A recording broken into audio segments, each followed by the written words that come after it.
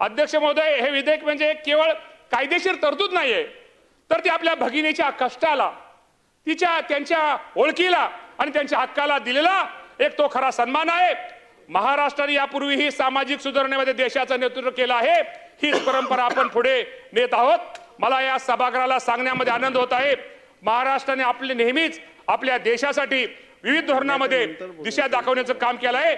या धर्तीवरती महिला शेतकरी सक्षमीकरणाचं विधेयक, अध्यक्ष महोदय, हे विधेयक महिला शेतकऱ्यांच्या सक्षमीकरण असणारे सक्षमीकरणाचं विधेयक आणणारं भारतातलं महाराष्ट्र हे पहिलं राज्य आहे, हे पण अध्यक्ष महोदय आपल्या सगळ्यांना मी सांगतो। त्यामुळं हे विधेयक संमत झाल्यानंतर देशातील इतर राज्यही याचं अनुकरण केल्याशिवाय राहणार नाही। त्यामुळे महाराष्ट्र एक वेगळं पुरोगामी राज्य आहे। त्यामुळे मी या सभागृहाला विनंती करतो की या विधेयकाला सर्वानुमते आपण पाठिंबा द्यावा, जेणेकरून आपल्या राज्यातील प्रत्येक शेतकरीला, राज्यातील शेतकरी माता भगिनीला तिचा रास्त सन्मान आणि हक्क मिळून देऊ शकेल। यासाठी आपण सर्वांनी पाठिंबा द्यावा, आपल्या सगळ्यांना विनंती करतो आणि थांबतो। धन्यवाद।